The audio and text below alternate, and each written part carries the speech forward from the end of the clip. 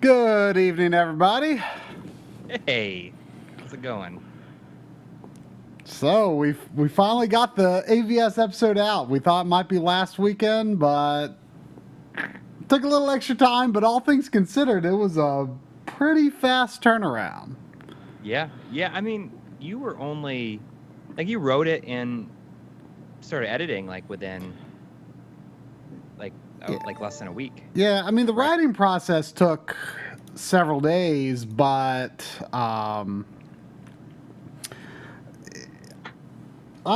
would say I mean I shot it not this past Wednesday, but the Wednesday before is when I shot my on-camera stuff. But I hadn't really recorded any gameplay. I hadn't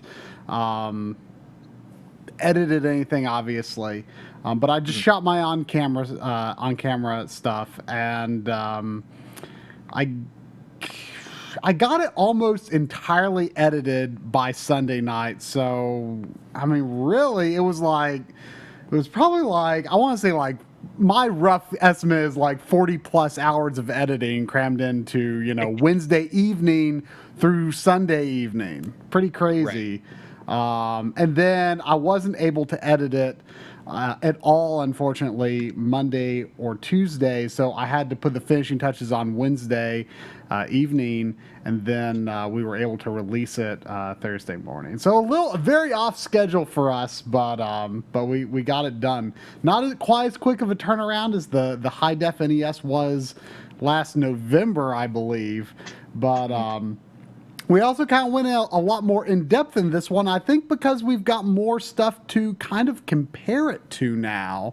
And we also kind of revisited the high def NES because there's been some version updates, and I think that's kind of what people expect out of us is all the comparisons and that kind of stuff. So. Right. So we're joined tonight by retroUSB.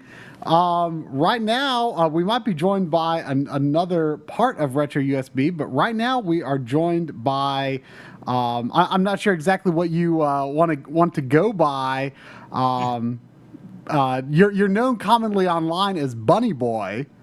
Yep. You're kind of the main brains behind the machine. Yeah, pretty much the only brain. So I mean, this whole concept of a FPGA system, it's not new, but what you've done is to make something that normal folks like me can use. I think you're the first to market, not just with NES, but anything of that sort. Probably. I mean, it depends if you count things like the Mist. Right. I don't know that. I mean, this is a user-friendly device. Right. I mean, I'm under the impression that the Mist is kind of sold to be configured by the end user. And the AVS uses cartridges. With something like the Mist, you're kind of expected to load ROMs into it. And it's just kind of crazy that the machine is literally, as far as I can tell, it's interacting with the cartridges in real time, just like an NES is. Yeah, that's the idea. Yeah, so I mean, I have some footage of, I thought it was a pretty good example of Mega Man 6 in the video, where, it's kind of corrupted because my cartridge wasn't quite clean enough. It looks kind of great because it looks like the Me Tools have half of a Me Tool standing on top of them. It looked kind of funny, but I mean, I think that just goes to show the authenticity of it. And because, yeah, sure, you can get some of the NES style corruption, but that also means you've got, crazy compatibility with stuff like Famicom Disk System, and anything that dumps a ROM to work is simply not going to be able to work that way and have that 100% compatibility. And are you aware of anything that doesn't work on it? Because I mean, we certainly didn't run across anything. I'm trying to think. There's a few games that might have a problem because the actual cartridge connector isn't tall enough. Mm. So on some of the games, they don't extend the contact pins all the way to the board edge. That's And I think there might be 1 or 2 games that it doesn't quite reach far enough. interesting. And that's on my list to fix. But How would you fix that? With just like an adapter? I would be a new socket that I'd have to have made. yeah. Oh, So I see. future. I mean, what's kind of the manufacturing outlook for this thing? Because I noticed that on the motherboard, if you want to call it that, I don't know if motherboard's the accurate word to use, because I mean, as far as I understand, the whole device is this FPGA basically, sort of. But it's using. Correct me if I'm wrong, but I assume it's using an existing FPGA configuration, but you redesigned the board to fit the form factor that you need and had that printed. Essentially, would that be accurate? Sort of? What? No. Our understanding of FPGAs is very rudimentary. But Well, yeah, I mean, the FPGA chip itself, that's a production part. that's kind of what I meant. And then you designed your own custom aspects of it, custom form factor for it to fit inside the machine that you needed. Yeah, and then you write all the core software that goes inside it. Right. So, but I noticed that it was printed. The unit that came in this box here, was printed actually almost a year ago. So That's the last design revision that was made. okay. So do you already have plans to manufacture more beyond your current stock that you're going to be shipping out to pre-orders soon? Yep. So, I mean, all that's kind of already in the works. Yeah, I already have a list of things that I want changed. I mean, there's nothing huge. It's not going to, like, double the size of the FPGA, but Right. small things on the tooling, a couple things on the board. Yeah, I mean, it seems like really solid. Like the one thing to me that I noticed, and maybe it's just because I'm so used to the NES, that just the carts kind of slide in and out real easy, and maybe it's just because the NES is old and it's been used so many times.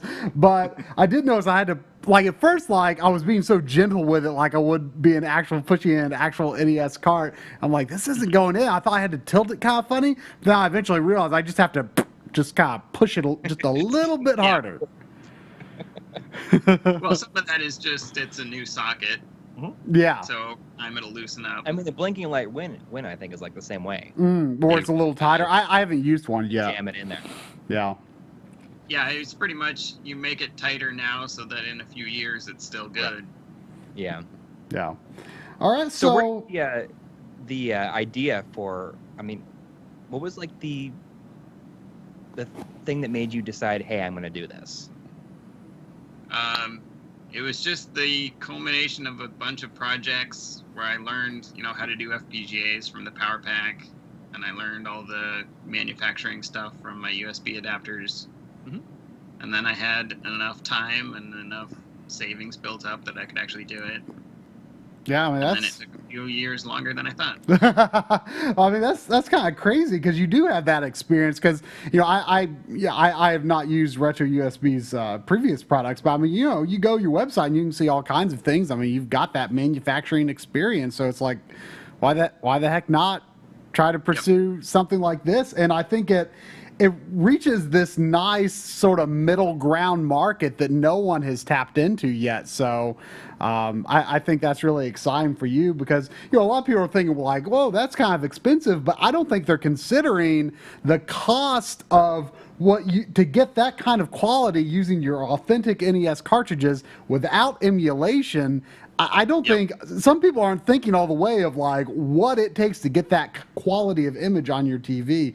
And it really offers like the right functionality that I think that I would want out of an NES machine because I don't want it to, get super complicated. I love that you can just say boot straight to the game. Once you've got it set up the way you like it, you just power it on and it's like a real NES. Yep. No fuss. So I'm going to I've got oops, not that scene. I've got Ninja Gaiden 3 here. This is actually a Famicom cartridge we're looking at here, because as we discussed in a previous video, the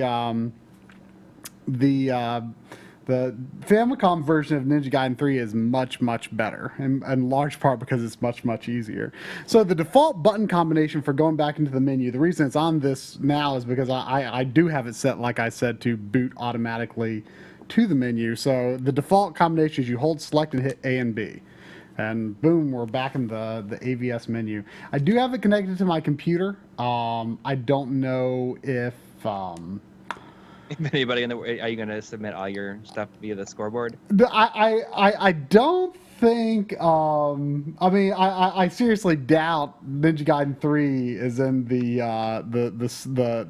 what is it? Nintendo Age forums. You know, Yeah. Now we can look in games. Oh wow! Now this impresses me. There's no preset codes for Ninja Ryukenden 3, but it actually recognizes the cartridge name. Finding Japanese Game Genie codes was very hard. So what determines whether the cartridge is recognized? Did you just pull from some big database and just throw it onto there, or is it? Yeah, it's pretty much. I got one of the massive ROM packs and ran all my tools on those to figure out. Yeah, well, it's impressive to see that it's at least recognized there. The input options, nothing we're really going full with here, but you can also turn cheats on and off with a button combination. Didn't really elaborate on that in the video because I kind of wanted to get to the video as much as possible. Expansion emulation. You can turn the cheats. You can turn Game Genie on and off during the game. Yeah. Yep. I actually tested it. I played Contra and I had infinite lives off, no, I had yes, infinite lives, but I started with it off. I got killed, I lost a life, and then I activated codes. I got killed, and I did not lose the second life. So it totally works mid game, which is pretty neat. That's great. And you can't even do that with the real one, can you? I know you can, like with the Genesis version has a switch on. Oh yeah, no, you can't do that with a real. Didn't the Super Nintendo also have that switch?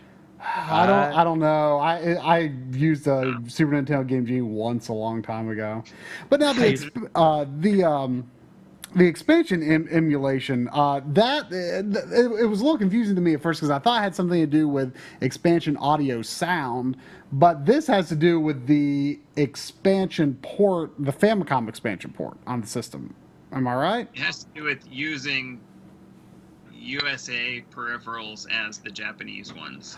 Oh, so in other words, I could, well, not that Duck Hunt would work, but hi there. But not that it would work, but for example, you could have Duck Hunt read a US zapper as a Japanese light gun. I thought they were the same. Well, actually, no, because on my AV Famicom, if I try to use, I don't have like the Japanese version of any light gun games, but if I take a cartridge converter and put my American Duck Hunt into my AV Famicom, plug my American Zapper into the AV Famicom, I still cannot play Duck Hunt. Okay. So I don't think the pulls even register. But so it's mostly designed for the 4-score, which is different in the Japanese version, and also the VOUS controller. Okay. Playing, like if you want to play Arkanoid 2, you need the Japanese one. Okay. But, so if you turn that on, you can use the USA one, which is far cheaper. Yeah. So it's a pretty specific function. Yeah. And then video options. I've got the pixel aspect set where I said in the video that I liked it. The default is here in the middle, a little wide, but it is an integer scale. I feel like in most games or a lot of games though, the integer scale isn't super necessary. So I'm going to try it where I like it. If you want to find where it is, either go from the middle and then 2 clicks left, or go all the way to the right and then 2 clicks right. So it's the third step. Vertical border I have all the way max because the top and bottom of NES games doesn't really bother me. Scan lines looks great, but I'm going to turn it off because they do not translate well to streams. The left side hide, that generally seems good to have on. And extra sprites, I usually leave it off just because I'm like whatever about the blinking sprites, but just to kind of give it a little something unique, I'm going to have it on. Expansion volume on, that's something I never considered because if I'm not mistaken, is that you've got to have some sort of analog integration because am I correct in thinking that when expansion audio sound comes from either the cartridge or the Famicom Disk System RAM adapter, that is analog sound coming out of those pins? Yep. So there's an analog to digital converter, and then that goes in the FPGA where it all gets mixed together. How much cost would you save if you didn't have to integrate that into the thing? That's probably $2 or $3 of chips. Oh, okay. So it's no big deal. Yeah. Yeah. I mean, in the scheme of things. Yeah, it was kind of weird testing the expansion volume. Because I had never really considered that before, so I like blew it way up and turned it way down. It was interesting being able to actually kind of hear the difference between, you could kind of distinguish what was expansion audio and what was not, which is kind of interesting. I'm playing Ninja Gaiden 3. I'm not real sure if there is expansion audio in that. I do know. Ryu, when you slash your sword in this version, he makes a little and I don't know if that's in the American version. Yeah. it's in the American. I don't know. I think it is. In the American version? Yeah, I'm pretty sure that it is.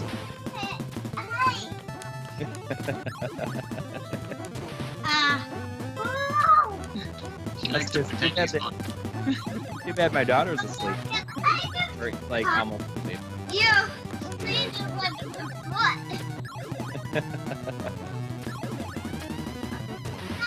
My daughter's playing Gianna's Sisters with me. Or the newer version, the PS4 one. So one reason I kind of wanted to play this was because when I recorded footage for the Hidden Gems episode for Coury, like I was like really surprised. I got to the last level in like 50 minutes, and that was a lot faster than I got to the last level when I actually beat it. You must have done it with this one too, because you always like to show shots of that one level where you're outside of the ship, and that's like towards the end of the game. I didn't because remember the Japanese version is awesome and has passwords. Ah, right. You got go. That's it. I mean that level has like some great parallax going on. So. What you talking about in the chat asked, can you get expansion audio out of an NES drive, or do you need a Famicom EverDrive? It's the same thing, they're just different shells, right? I don't know. What was it? Someone in the chat was just asking if you can get expansion audio out of an NES EverDrive, or do you need Famicom EverDrive? But they're the same thing, they're just different inside different shells. The NES socket doesn't originally have the audio from it. Usually it's a mod that you do to your NES to add it. Okay. So for the AVS, that's already built into it. Oh, okay.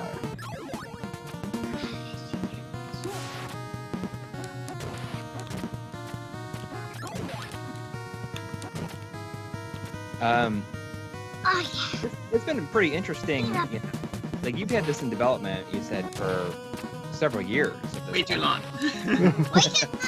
I officially Is it started frustrating? right Is around 4 years ago. Yeah, what is that?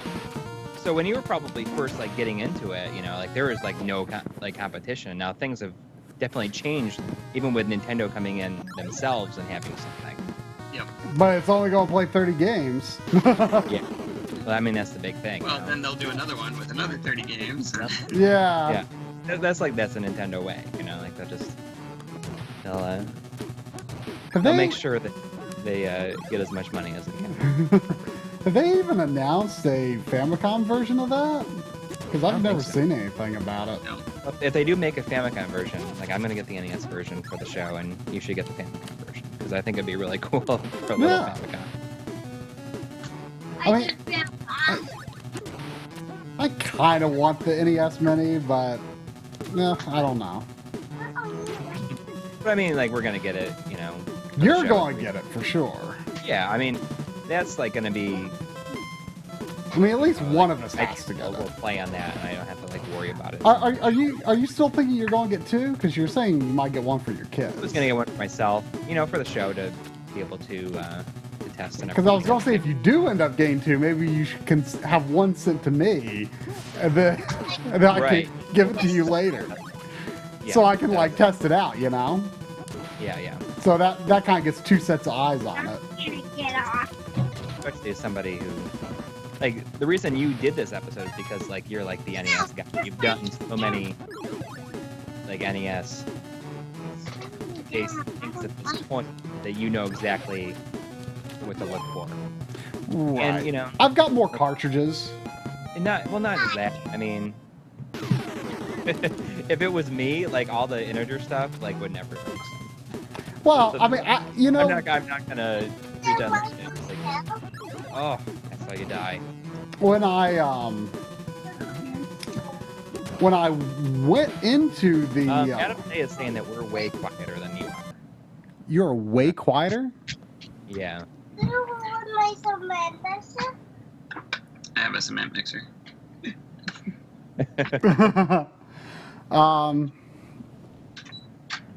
Here, hopefully that works a bit. I mean, I can raise you guys up a good bit more. Is the game audio okay? The weird thing with game audio is I always find that it's Either too loud or too well, quiet. it sounds like loud to me, but then when I look at the archives, I can barely hear it. So I have it up what I would consider a little loud right now, but Yeah. Someone in the chat is asking, will there be a way to use the Famicom mic with the AVS? No, because nobody wants to do that. What even supports it? Like, what games even use it? You can do it in Zelda. oh, the pulse voice. Yep. And then there's like a couple kind of karaoke type games, Oh, okay. and that's all I know of. Yeah, I played I forget what the name is, but I played some like Game of Life style game, and I want to say it might have had something that we were like we had no idea what was going on in it. We just were kind of laughing about it, but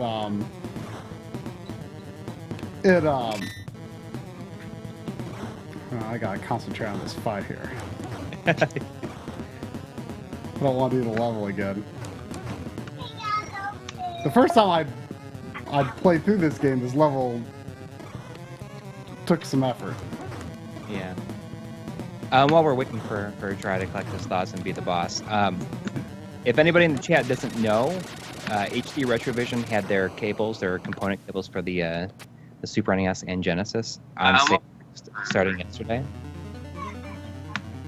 So if anybody's in the market for those, they are available.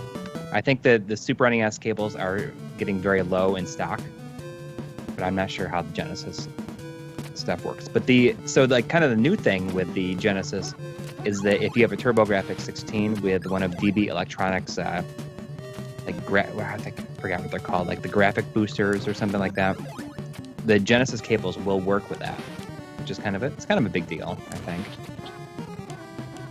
And the Super NES cables will work if you have a RGB modded N64. So and a and NES. NES, yeah. It's pretty cool. So if anybody wants to get some of those, better jump on it quick because it's going to be around for a little bit longer before they do another production run. But who knows when that's going to be? So wait, I was only half paying attention to that. They actually still have some left. Yeah, I mean Super NES are getting very, very low. I'm amazed they didn't immediately sell out. I wonder if they're like happy that their stock lasted a little longer, or if they're like, oh. You know, the thing always got me about this is I didn't even realize it until your segment on this game, is that they removed the shadows from the second game. It's just really weird that they would take them out completely. You know, those don't really do anything for me. But they were kind of a defining feature of the second game. I guess. I always thought they were a little weird. Like, you know, I wonder how they look with the extra sprites feature on. Like, I assume they are programmed to flicker, not like be reliant on how it would just react due to a sprite limit. I don't know. Probably not. Blabler, I'm actually not on the couch. The couch is right here. I'm just in my recliner. I'm facing the other direction. So I know everyone's kind of asking, Brian, if you're going to be obviously going to be doing a like a Super NES one or a Genesis one. And I read something somewhere, I don't remember where it was, that you don't have a lot of interest in the other systems. So it's not really something that you're planning on at all. No, I pretty much never played Super Nintendo as a kid, so there's no nostalgia there for me. That's interesting. Why did you, I mean, you just moved on to... My parents didn't let us have any system, so it was actually my friend's NES that I would always use. I didn't have my own until I was in college. Oh, wow. And now I have piles of them, so I got back to my parents. And by Super Nintendo, I had mostly moved on to computer gaming, so I just never really played it. So, same with the Genesis. Out of curiosity, though, would it require a significantly more powerful FPGA to run a Super Nintendo? Yep, it would be much bigger FPGA, a lot more memory. There's just the level of complexity in every part of the system is much higher. Mm. So you gotta wait for Captures to do it. And he could, but he just needs to take time. Yeah, I mean, he's been like talking about doing his own NES for a while. Wasn't he thinking about doing like a multi-system? Business 10 years ago. Oh, really? Yeah, he just never had it into an actual product. I see. I had no idea that he was like that close. I know that he has been working on it for a long time, but yeah, I never it was. So, it was like, would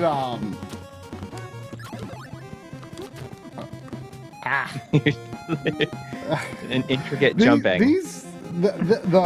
The bugs that fly at you from the edges of the screen are like such a nuisance in this game. Like they're huge, like these giant bugs.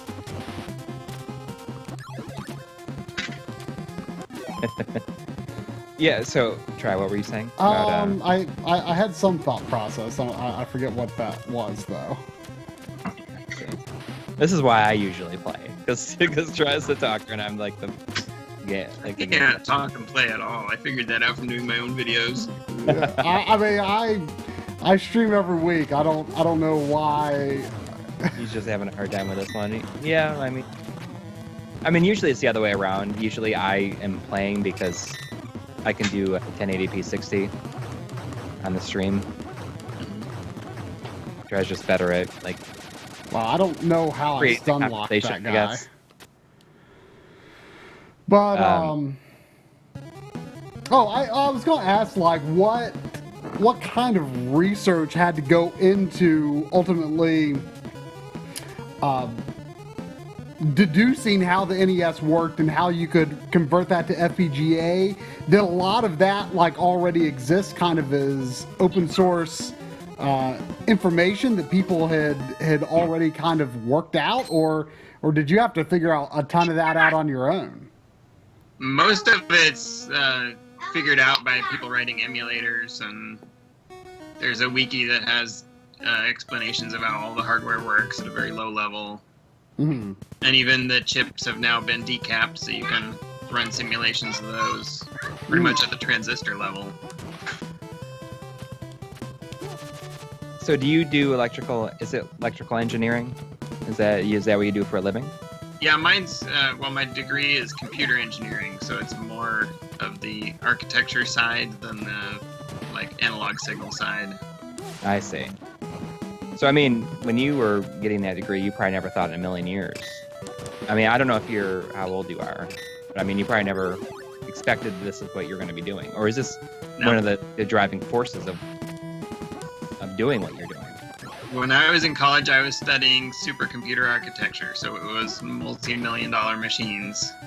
And around my junior to senior year, all the companies doing that went bankrupt, like SGI, Cray, and even IBM. So I got out and I didn't have any skills that were worth anything anymore. And so, yeah, I just started doing first with the USB controller adapters, and that was kind of like a part-time thing until I found a real job. It's just been expanding ever since.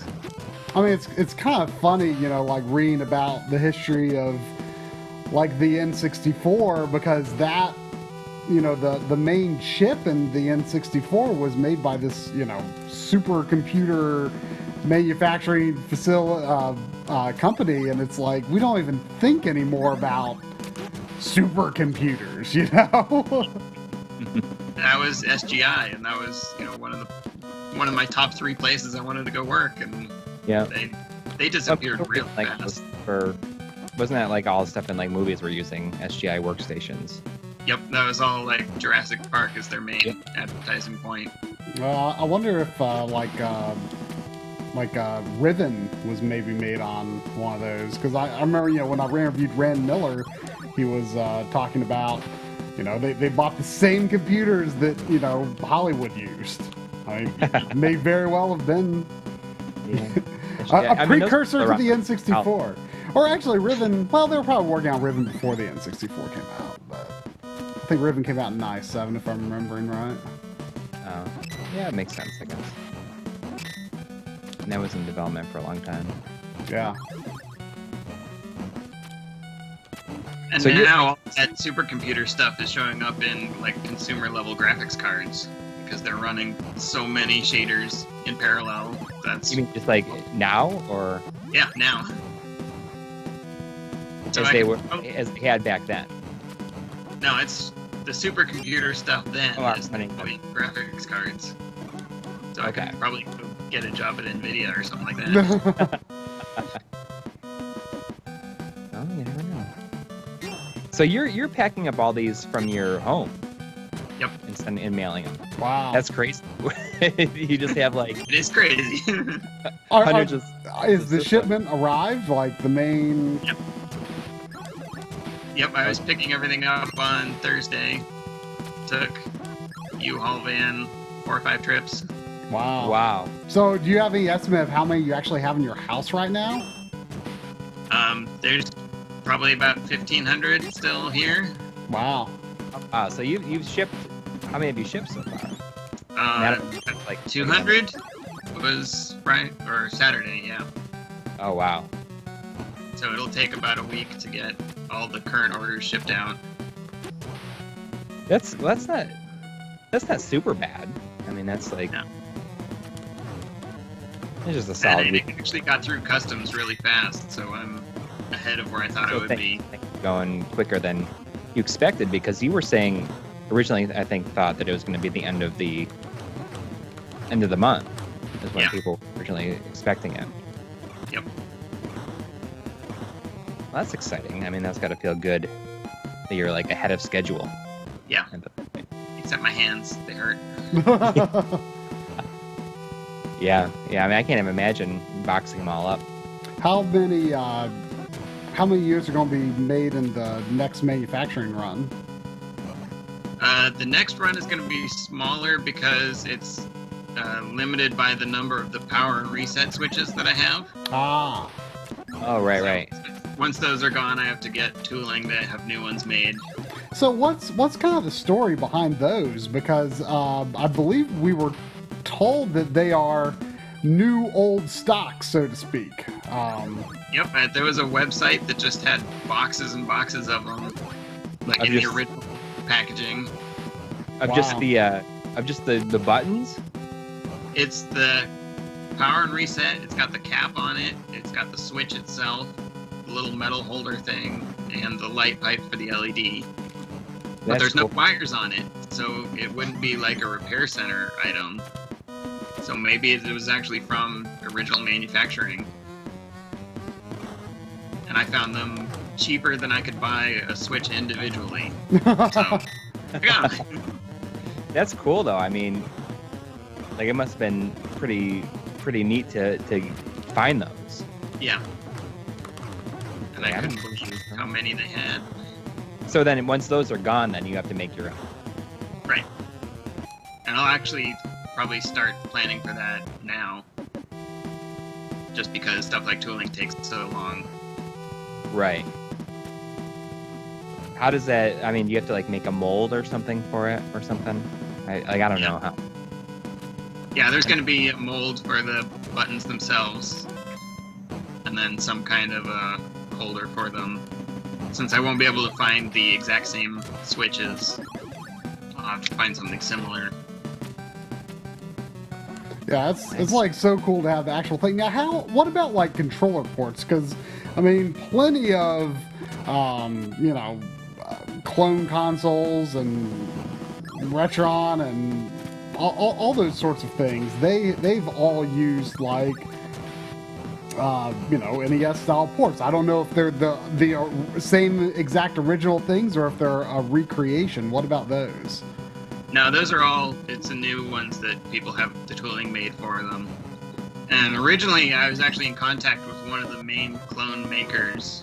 It's people who actually make the consoles that other people rebrand. Uh-huh. So like Retron, I think 2 is actually made by somebody else and they just put their name on it. And Oh, wow. so I was originally going to get the controller ports and the cart sockets from that other company, but I guess they figured out I was competition, so they stopped talking to me. That was one of the many delays over the 4 years of this project. But I mean, that's going to happen, especially with something like of this size. I guess But I mean, you were Yeah. still in a. Oh, this is a great shot here. I mean, you were still like in a lot of ways first out the gate. I mean, yes, there are other options, but no one's done anything quite of this style in just a consumer-ready form to just play NES games on. Yep. And that's what I was going from the beginning, and too bad it took two extra years. no, it happens. I mean, you said you had a second child during that time. Like, I can definitely relate how difficult things become once the second child is born. Yeah. You know, That's it's- about when I should have gone to China to make sure all the tooling was good and everything like that. And I was like, nope, can't do it now. Oh well. Oh, did you ever actually go to China to like look into that stuff? Nope, I never did. But you were planning to. Yeah, I was planning to because that was around a year and a half into the project when it was basically finished. And so if I had been able to go there for a month and bring the guy who did the industrial design, then we would have been able to finish the tooling much faster. And I don't think we would have been able to beat the Retron 5, but it definitely would have been the second HDMI machine out. Oh well. I mean, it is what it is. I mean, Yeah, I mean it's very unique for, you know, what it offers. right. It's completely different than. It's like a lot better than the Retrode 5. I mean, the Retrode 5 sure plays a bunch of other stuff, but I mean, it's not like that. For a lot of people, this will scratch that itch of like having something that is so close to a real NES. Yeah, and a lot of people like you know, like you kind of said, it's the only system that you really have much of a attachment to. Yep. And Right. I think a lot of people will relate to that, and they'll be like, "Oh wow, this is like going to be the best way for me to, you know, play my NES cartridges without like, you know, spending $400." Right. So like, how did you decide on the look of the units? I know that it was, you know, it's similar to the original AVS. I mean, there's a lot of people like in the comments for the video saying like, you know, it's a very divisive thing. I think. I love the look. I'll say that. I think a lot of people are kind of weirded out by the trapezoid, but because it's unusual.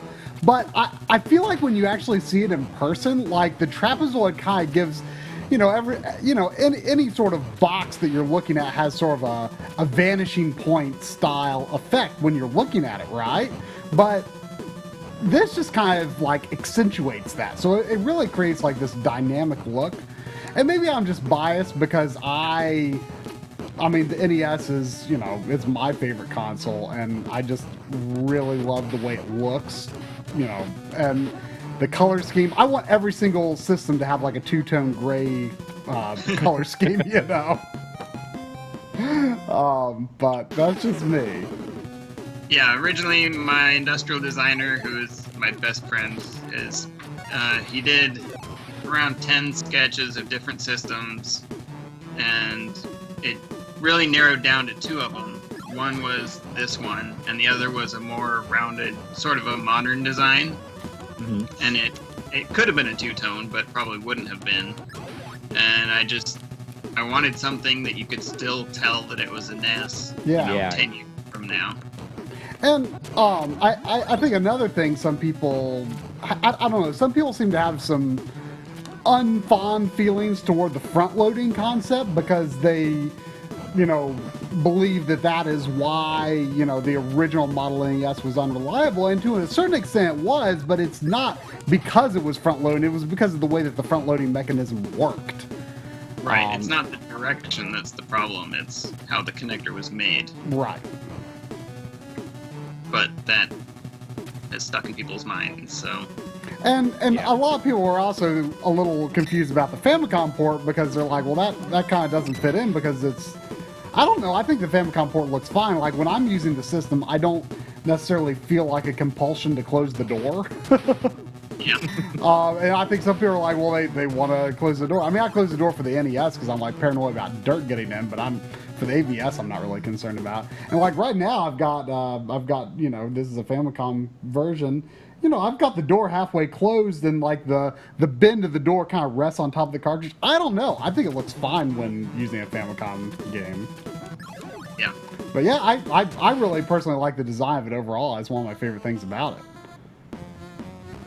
Yeah, I've posted a few of the other pictures on Facebook of ideas that were scrapped or ones that weren't really serious. They just kind of looked cool. Mm-hmm. I should put more of those up. So do you have any particular favorite NES games? What was it when you got your first prototype back? What was the first game you tried on it? Well, the game that I was using for development was Donkey Kong, just because it doesn't use very many of the graphics tricks, it doesn't have scrolling, that kind of thing. Mm-hmm. So, you know, I have a lot of pictures from when I was working on development of, like, here's the background, but all the colors are wrong. Here's, you know, sprites that are all in the wrong spot, but you can still tell what game it is.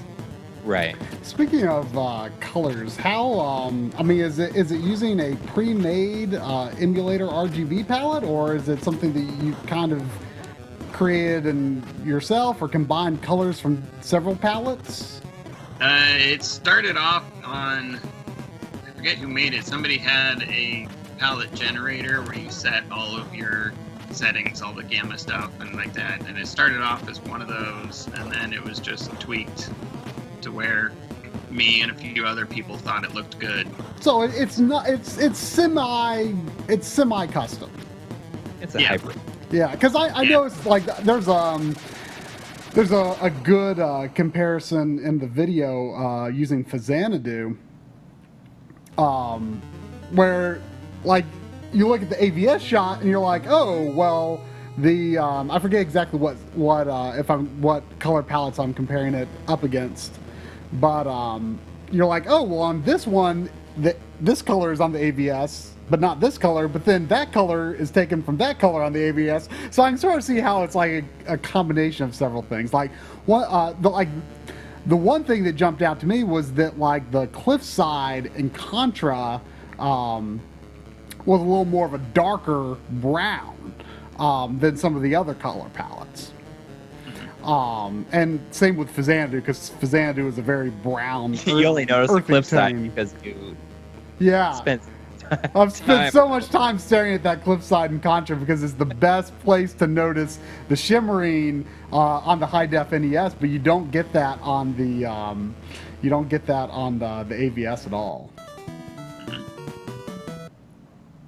Yeah, and stuff like color palettes, I'm almost done with adding in a selection for multiple color palettes. That's great. Are you planning to use the unsaturated palette as one of the options? Yes, that's one of them. Yeah, I mean, we're pretty obsessed with it. I don't know if you had a chance to watch our video I'm yet. about But to send my NES off to get that put on, actually. So that's cool. So is that just like a firmware update? Yeah, that's plain firmware update. And I assume there's going to be other bugs right at the beginning as an extra 1,000 people play this, so... Right. Because, I mean, the firmware is still beta. It's still listed as beta. When do you make the switch over to non-beta? Yeah, there should be final one up now, but it's probably the same as whatever the last beta was. Got it. Yeah, because once it's like finally going out to everybody, then you want that final version up, I guess. Yeah. But, I mean, at the beginning, there's going to be lots of updates anyways, as people find problems or think of new things to add, like Famicom Zapper. Yeah. You know, haven't people been talking lately about like I will say I saw a link, but I didn't really go into reading about it. Something about like a way to actually make light guns work on LCD screens. Yeah, there's something going on. I haven't watched the video on it though yet. Like I can't even understand though, because the timing would be, not only would it be off, but it would like totally vary from setup to setup. But I mean, pretty much what it's doing is it's not using any of the original light gun. Like they're actually using the video signal from the console instead of looking at the TV. So that's how you deal with timing. And then it uses the Wiimote for positioning, so that's separate. Yeah, I mean, a Wii remote's a great idea for sort of converting that, except for the fact that with the Wii remote, we're kind of used to, you know, you can see a cursor when using the Wii remote because it's never been meant for, you know, like pointing per se, like point in actual spot like you do with a light gun. So the most recent idea that was going around that somebody actually did the prototype for, since he's looking at the video signal, he can add into the video signal a cursor so you can see where it's pointing. And so that's something that you could, I mean, is that in theory something that could be like added to the AVS in theory, like that kind of overlay, or is that kind of outside scope? Yeah, so I have a similar idea for the Zapper, which would use just the Wiimote. It wouldn't use any of the original Zapper parts. Mm-hmm. And that could have a cursor on the screen, just because I'm also generating all the video, so adding that in is really easy. Interesting. But you need Bluetooth to access that, right? Yeah, it would be probably an adapter that plugs into the Famicom expansion port. Oh, that'd be cool. So the what I mean, obviously you can overlay scan lines. Like you would if you wanted to overlay more like visuals. Like is that possible? I'm not sure if I have enough memory in the FPGA to do like a full overlay on the screen. Because the scan line is really easy to add. Right. You don't need it to do it. As far as the system is concerned, it's probably not even an overlay. It's just darkening Right. every third line. Yep. So are you pretty close to like reaching the limit of the FPGA, or do you still have quite a bit of room left to add you so choose? Some of the things like the RAM is pretty much at the limit, but there's more logic space for something else I haven't thought of yet. So, I mean, like, in terms of features, like, you've probably got room to store that kind of information, but, like, in terms of stuff that can actually be running in real time, you probably can't do a lot more. Yeah. Now, what about, like, the first time I turned on the system, like, I turned it on without a game, and then I started putting a game in, and, like, the menu started glitching out, and I'm like, whoa, I'm thinking about this system kind of wrong. Like, I need to treat this thing like an actual NES. Like, is hot swapping a game is not really recommended, I assume. Like, even if you're in the AVS menu. Yeah, I mean, it works just like a normal NES. All the menus are running on the NES itself instead of a separate processor. See, that's awesome. Yeah, but it also limits what I can do. Yeah, but I still think like the limitation is like really cool though. Yeah, it makes a more authentic experience. And I mean, I feel like that was, you wanted it to be as authentic as you could make it. Yeah. In every way. Not even especially just things like the menu, the graphics, the icons. Having those be actual sprites and needing to fit in with the sprite color limits and everything like that. And I think that's one of the things that makes it so appealing, I think. Like, if you wanted to, you could, like, probably release a ROM of your setup software. Not that it would do anything. Yep. It would be useless, but you could release that to run on EverDrive for no reason. Yeah, that'll be my demo. Download this ROM and see how awesome the AVS is.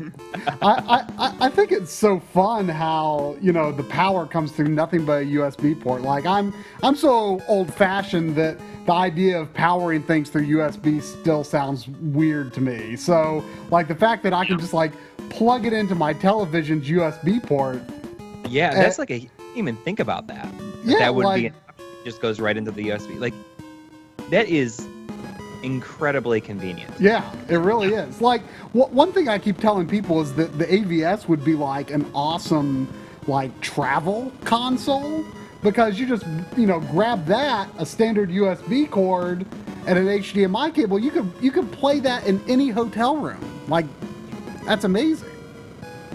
Even better is you can use like those portable batteries that have a USB port. Oh yeah. So I did that with one of the headsets that has the tiny screens in them.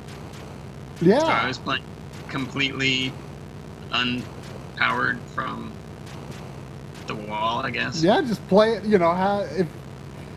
If you've got some sort of battery-powered HDMI screen. Yep. Just play it on. That's awesome.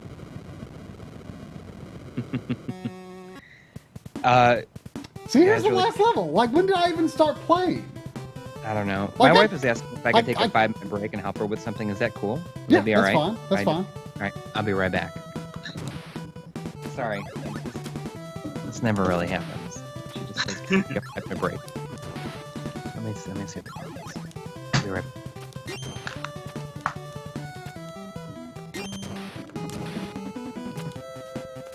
wonder how likely I could be to actually finish this level, because this level is really hard. I'm not actually that good at games, so I've never seen it before. This is, like, I don't know. The first time I played this, like, even though the Japanese version is easier than the American version, I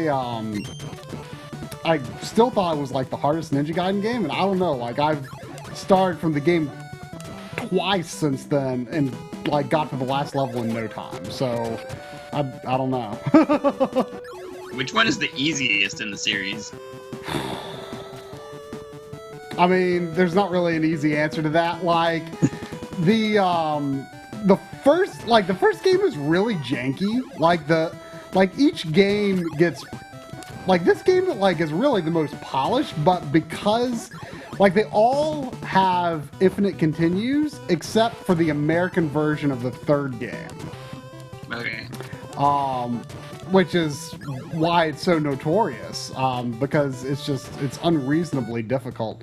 Enemies, I think, do double damage, and, you know, in this version they do normal damage, and you have infinite continues. Not only infinite continues, but you also have passwords. It's overall the most polished game. Like, with the first game, you're kind of also fighting against some kind of awkward programming. Like, it's got some of the worst, like, enemy spawning I've ever seen, because it's got these, like, birds that, like, if you are, like, in the right, if their spawn location is at the edge of the screen, then they literally just come at you forever. Which I can't think of another game that does that. Like, if the spawn, like, you have to go back and then, like, for the spawn to happen again. Something that's crazy about this game, which I feel is extremely unusual for NES, especially the series, is that it remembers every enemy that you kill in the room. If you don't kill the enemy, and, like, they somehow, like, got despawned, like, by screen scrolling or something, they will come back if you scroll the screen back. But in this game, if you kill it, you can wander around the room all you want, and that particular enemy will never come back. Which, yeah, NES games do that, but I feel like, dang it, I'm doing terrible. I feel like not with this many enemies, though. Normally. Yeah. Well, Okay. that's what you get when you have a later one and you get more memory. Yeah, I mean, I have no idea, like, how much memory that is taking up for the system or the game to, you know, actually keep track of that. Dang it, why can I not do that platform?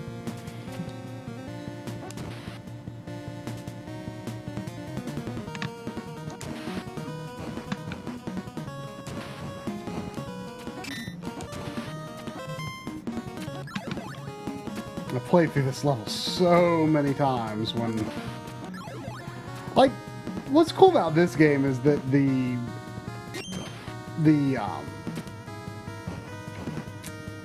enemy placement and level design is all very meticulous. Like, once you kind of figure out, like, why they placed an enemy where they did, you can sort of figure out, like, how to work around it. It's...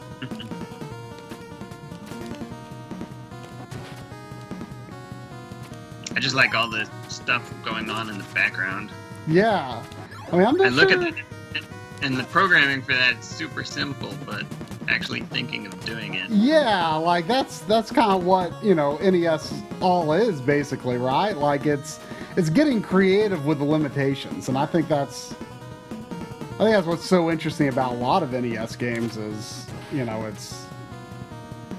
You know, a game is going to look good if it uses its hardware well. You know, it doesn't matter how old it is.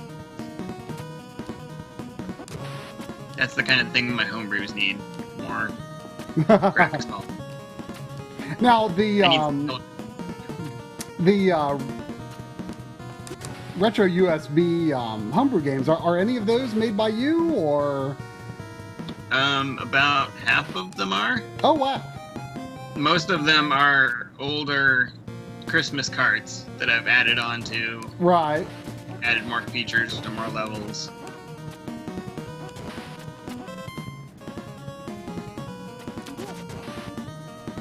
Yeah, I need to take the time and write some bigger homebrews. Well, I mean, NES homebrew is like, I mean, from what I understand, it's like, it's not. I mean, it's not like it's basically the most what's the word I'm looking for? Archaic programming language that you would not want. Programming for NES is not that fun, I understand. Of course it is.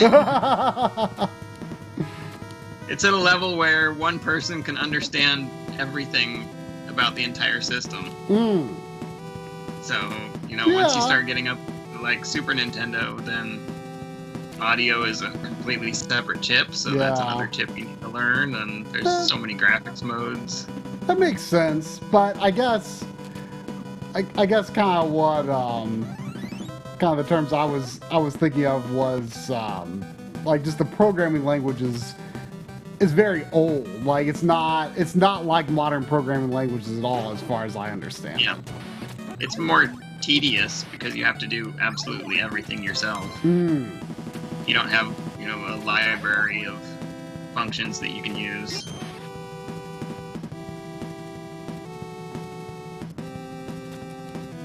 Now the one annoying thing about, well, not the one annoying thing about this level, but like the most annoying thing about this level is that if you get to about this room, as far as I have found, like if you get this far from the beginning of the level, you will run out of time in that room. I don't think there's a way around it. They never expected people to actually beat it. In one go, yeah. Fortunately, one nice thing that all the Ninja Gaiden games do, and thankfully only the original does, the original is notorious for having a glitch where if you die on the last boss, it sends you back further than it would send you if you died anywhere else in that level.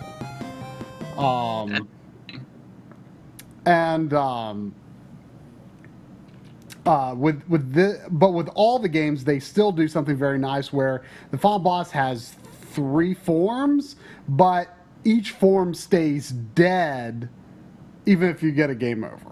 So that's nice. I can't believe I got that far and that was my first game over. And this one actually gives you password. I love the flashing colors on the HUD. Like even when you're just playing the game normally, you can see the HUD cycles. It might be a little hard to see on the stream because it's the colors are very subtle. Alright, I'm back. Hang on, let me get my headphones on. I can't hear you. I'm actually kind of confused why it put me back this far into the level, because I remember doing all the way from the beginning of the level many times. Maybe I could actually finish this. If you wanted to add like this temporary save states, would that be a possible thing? No, because that needs information from the cart, inside information in the mapper, and so that's why it's done on Power Pack instead of console itself. I see. Okay. Makes sense. Did I miss anything cool? Not really. I got my first game over. Really? That's... Yeah, like... You need to die a whole bunch. I picked up a lot of extra lives. Like, I kind of remembered where some of the extra life locations were. Well, it's not really so much the locations, it's actually, utilizing them. Oh, man, I had a method for running through this room, and I kind of forget what it was.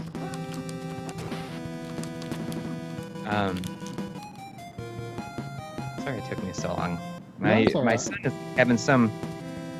He was, like, sleeping so good. And just, all it takes is, like, one night, and he was, like, back and back in my wife and I's bed. Just when you think you got him is sleeping all sorted. Nope.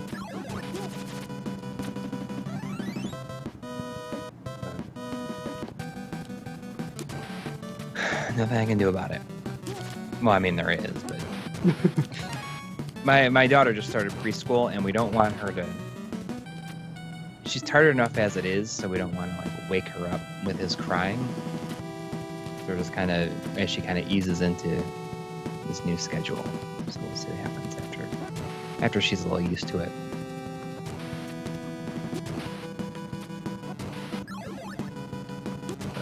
Again, where they got great stuff going on in the background. Yeah. Yeah, there's a lot of like, and it keeps on going when you pause it too, doesn't it? Yeah. Yeah. But I was saying while you were gone, the it's very subtle. It might be hard to see on the stream, but the HUD changes colors like very, very slowly. Like it's amazing to me that it's able to cycle through all those colors while there's, regardless of what's going on in the game. I think it only does it when you get hit, doesn't it? No. You can see right now there are very subtle color alterations that just continuously pulse through. Yeah. No matter Because what. it's very pronounced in the second game. Yeah, but it's very subtle in this one. When you get hit, though, yeah, it does like more vivid flashes. Well, it makes sense like this because in the second game it's just like out of control. But it's still like it's impressive. They did it I because think. it's cool, but Yeah. it just like moves so fast when it does it.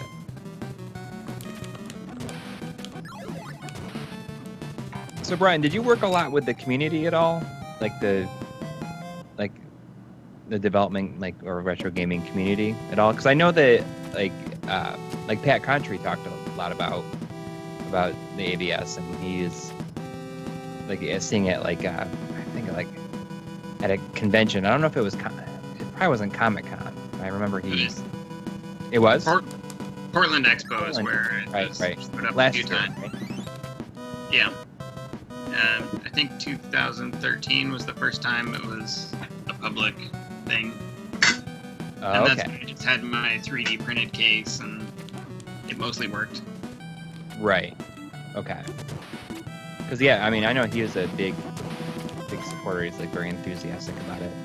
I was just listening to his little his podcast segment on it really recently. I mean, he talked about it recently. But I mean, did you work a lot with different people in the community at all on it?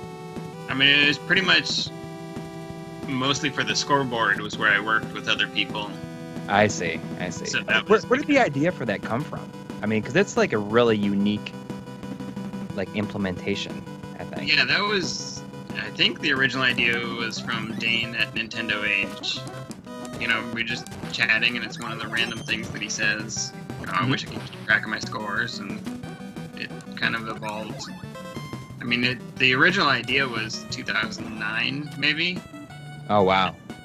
And, at first it was going to be something built into emulators, but then we didn't want to write an emulator, so figured out how to do it on real hardware. That's crazy. At that time, were you, did you already know that the system would be powered by USB? When the scoreboard stuff started, there wasn't a system yet. Right. It was going to be. It was sort of like a Game Genie add-on thing, Oh. and that still might happen. So people with a NES or other clones can use it too. That is, Right. So it would have been add-on specifically for sharing scores. Yeah.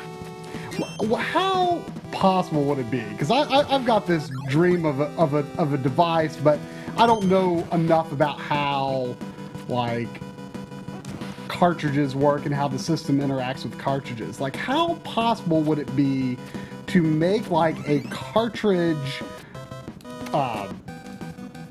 based like patcher, essentially? Like, for example, like you could play a translation patch you could take a Famicom game, put it on top of a Game Genie type adapter,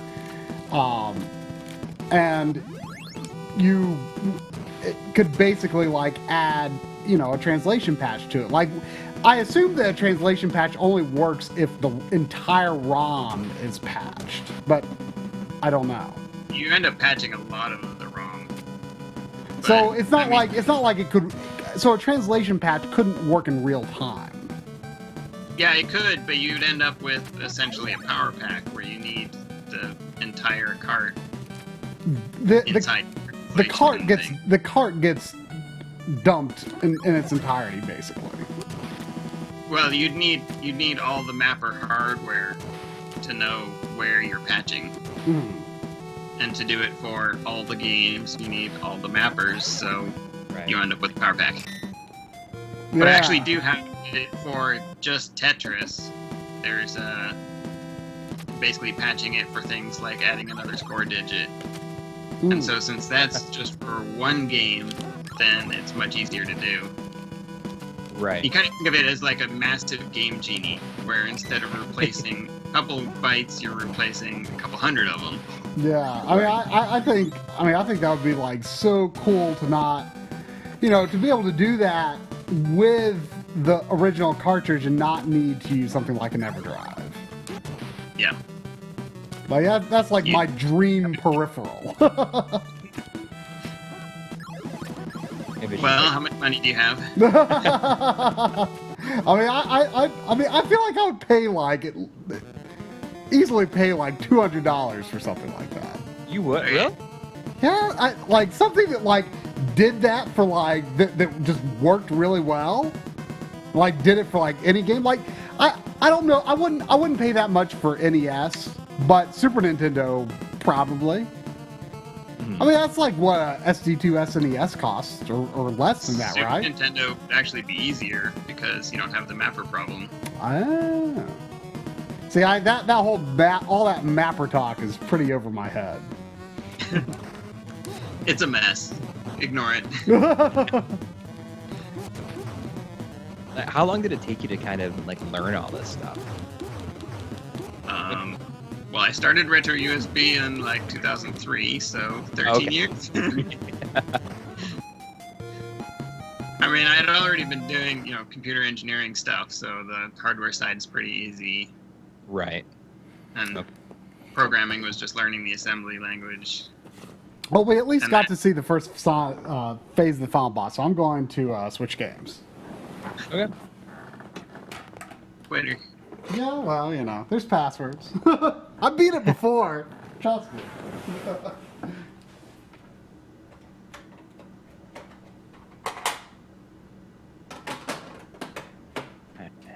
So a lot of the games, I don't know if that's what we're playing next. Are we playing Punch-Out or 12 seconds? I'm playing Punch-Out in this. We'll play 12 seconds at the end. Okay. Yeah, So go on. in terms, I guess when we get to 12 seconds, so it makes more sense once we get to it. So we'll ask questions about 12 seconds later on, I guess. And you were talking about how when you were recording footage for this, you got really into it, and you just I used a mid-game password, and I kind of didn't expect to do decently at all. Like, because I feel like I don't know any of these. Like I've beat the game. I've beat the game twice, at least twice, maybe 3 times. I forget. But I don't know like any like super good strategies for the game. So I was kind of surprised that I like just used a mid-game password and I, you know, beat several guys, and I was like, man, I want to keep playing, but I didn't have time. So that's kind of why it came to mind that maybe I'll play a little Punch-Out tonight. I was recently playing the newest one, the Wii version. That's a great game. Great game. It's really, really good. I always forget it exists. I know, that's one of those games that I think that people have forgotten about, but it's very faithful. Yeah. The coolest thing is when you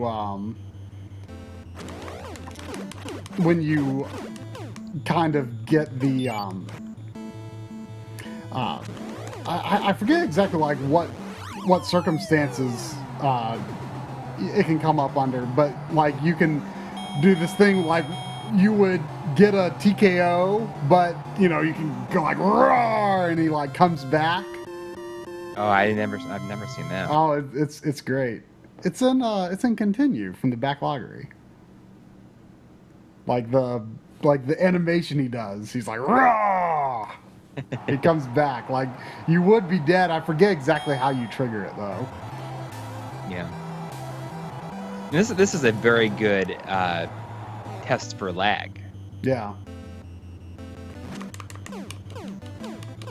And there is. I mean, I can put in the Tyson code later and. Really see how you do. Yeah.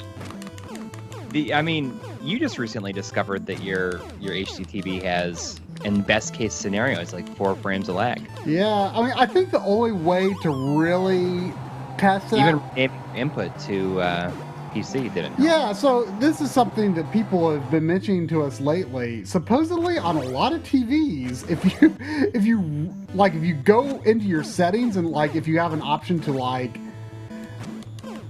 name your input settings on your TV, if you call your input, like this isn't saying this is not setting your video mode or whatever to PC. Like sometimes you can have game mode or movie mode or whatever. Sometimes there's a PC mode. This is not that. That's not saying for PC mode. It is literally naming your input PC. Like, yeah. It's the stupidest thing, but supposedly on a lot of TVs, that actually it decreases the input lag. What I noticed on my TV was the colors did change, like just because it reset a lot of the colors. I don't know, but so it removes a lot of like the options. I did a little bit of lag testing just by snapping photos of my CRT and the thing, and it didn't seem to change anything on mine. But like, you know, I'm the kind of guy that can play Punch Out on HDTV. I mean, I learned to play it on HDTV, so. I mean, I played a little Punch Out back in the day on a CRT, but like I never like seriously tried to like actually finish it on a CRT. Like Is it on the virtual console so you can see how it is with that much lag too? It is, but I mean that's the version with Mr. Dream, so like why the heck would I play that? Nobody's hacked that yet? No, I don't think I've. I'm sure it is. I don't think I've ever. You've never played the Mr. Dream version? I've never played the Mr. Dream version. I refuse. I think I have. I have the virtual console version. Like the thing is, I don't even care about boxing. I don't even care about Mike Tyson. But still, it's like that is what this game is. Like it's Mike Tyson's Punch Out. Dang it! Like Tyson is like, you know, one of the most notorious video game bosses ever, you know? Like it's Mike Tyson, not Mr. Dream, dang it. Doesn't he need money? So couldn't somebody pay him and get a sequel made? Well, they made a sequel, but I mean, it's too bad. They probably would have. I think it's more of the rape allegations. Like did it for him. Like he would never be asked back, especially by Nintendo. Well, not Nintendo, but I'll do it. Well, there was another Mike Tyson boxing game. It was like Galactic Power Punch. That's it. Yeah. Yep. So I mean, someone else, you know, approached him about it, and he said yes. Probably needs more money now. Yeah. He only had a little resurgence after whatchamacallit, that movie. I can't think what it's called. The Hangover.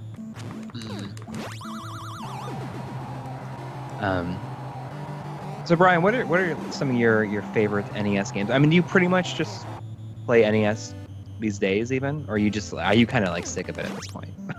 No, I still play it a lot, and other than that, Mostly first-person shooters that I can play with my friends. Yeah, Pretty much those two extremes. It's like just the not on modern- PC. Yeah, it's like a Counter-Strike or McMahon 2. You know, I feel like a lot of people might fall into that category. It's like, you know, what I grew up with, and then, you know, sort of some of the more accessible, you know, modern games. Yeah. But if it's modern, then it has to be something I can play with other people. See, I'm the opposite. Like I used to play like a lot of multiplayer as a kid, but like now, like I only have interest in co-op for modern multiplayer. Like competitive, just I can't keep up anymore. You know. Well, that's why I play with my friends. Yeah. So I can beat some of them. Someone is asking in the chat, Laxter37 says, any chance of an add-on to play NES multiplayer games over the internet? Would that even be possible? Like with an add-on even? Not possible for the original games, but if somebody's writing a new game, then it could be done. Oh. The original games, just the internet latency is too much. You're never gonna recover from that. Mm-hmm. But if somebody wrote a new game that takes into account that latency, I mean, you could could they do to be like hacked? To So have in that? other words, so you what are you saying though, that the latency would be too much to be acceptable, but it would in theory work? the problem is that both systems would get desynced pretty quick, where one system thinks you pressed a button and the other one doesn't. And so in other words, your gameplay, like you wouldn't even be seeing the same thing on screen anymore because one character might have jumped at one point on one person's system, but jumped at another point on someone else's system. Exactly. So you're no longer playing the same game together. Right, that makes sense. And emulators can sort of handle it because they can rewind the game back to an acceptable shared position. Mm-hmm. So that works okay, but you can't do that on a cart system. There was kind of people were talking about how, thanks to our good friend Artemio, that referred to the system as not like as hardware emulation, but as hardware simulation. There was a lot of comments we got about that, saying like that's really good that that's the word that he used. Yeah, because I mean, I couldn't think of any word to use for it other than hardware emulation, but like I didn't feel good about that because I thought, well, is that going to be clear, like really what's going on? Like I was struggling to figure out how to explain that, and then Artemio said it'd be better to call it simulation. Yeah, calling it emulation is technically correct, but an emulator means something different to most people. Yeah. So that doesn't work. So simulation or recreation, that's about the best I've come up with too. Yeah, I mean, Artemio like really helped out a ton. Yeah, I mean he helps with every RGB episode, but our understanding of FPGAs is largely thanks to him. And if we say something incorrect about FPGAs at some point, don't blame Artemio, blame our understanding of what Artemio says, because he really gets that stuff. And in fact, he really encouraged us when we did the GameCube episode, because we sort of explained how the GameCube, because I think that was a good opportunity to start talking about FPGAs. First of all, because that was the first time I'd heard the word FPGA. And it seemed like a good time to explain that because the GameCube, the GC video thing is open source, and FPGAs kind of lend themselves to those sorts of projects. So it was a good time to talk about that and explain, this is why we're getting some of these mods lately.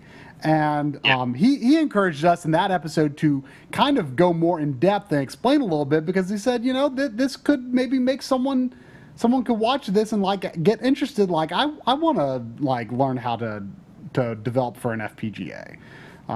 So I thought sure. So I explained a little more in detail, and then he had a few words that helped kind of expand the FPGA aspect of this episode. And people seem in this circle seem to be talking about FPGAs so much lately. But I talked to a friend who does a lot of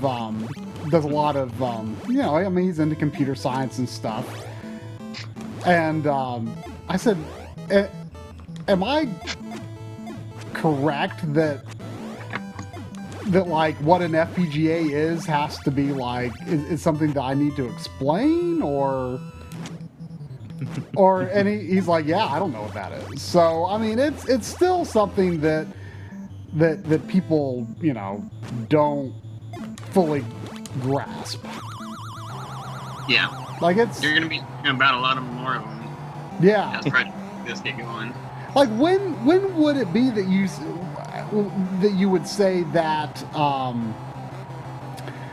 that they became more affordable? Like when was it that FPGAs were, for someone like you who's just an individual working on a project, at what point roughly did FPGAs start to become something that like the everyday person and not some corporation could utilize? Well, I was doing PowerPack in 2005. Mm-hmm. So that was already accessible to individual people. But did not a lot of people really know about that? I think it was probably like at the college level, not a lot of people had started using them yet. Mm-hmm. So now FPGA boards are pretty common, so you're going to get people who are starting with that as a base system instead of individual chips. So that's why you get more people able to use them. But at the same time, the FPGAs are getting harder to use for people like me, as they all go to lower voltage and BGA parts only. So it's an interesting mix. Yeah, I mean, I thought that they were fairly new, but I guess they're not. Because I only remember hearing about them. I remember my dad explaining what an FPGA was when I was like 10 years old. So this was 1990. And he was saying, this is going to be huge. And I was like, I have no idea what you're talking about. Right, then here you've made this thing. Yeah, and now one has like changed your life. Yep. That's crazy. He was right again. But I mean, let's see. Anyone in the chat have any questions? I'm watching. If anyone has any questions?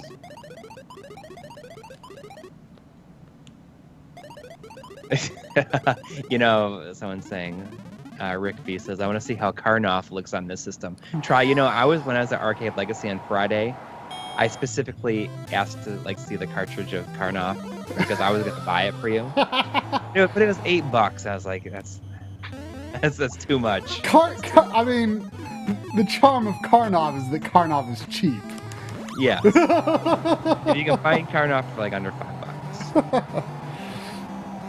It's a good looking card. It's got great label art. It does. It does. But I can't believe that Great Tiger didn't do his signature attack until round 2.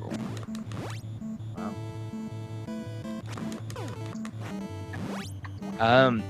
I think people I think that I saw something, Brian, that you tested it recently on a whole bunch of 4K TVs. I tested it on a Samsung, sort of a mid-range 4K, and it just that's by far the best TV I've seen it on. Yeah, I mean, there's a big thing, and there's a retro thread on NeoGAF. It talks about how 4K TVs, when they upscale it, it adds a bilinear filtering to it, kind of softens it a little bit, so you can't quite get that perfect hard edge to it. But the thing is, when you're upscaling a 720p image that's already been line tripled, I don't think it's going to be that bad. like even if it is doing bilinear instead of nearest neighbor. Like, Right. that's my assumption. No, I mean, the softening, you're going to see it, but it's going to be a couple pixels of the TV instead of a couple NES pixels. So Yeah. it's so Right. small. Yeah, I mean, Yeah. I could, Like unless you're like your face is up against it, probably.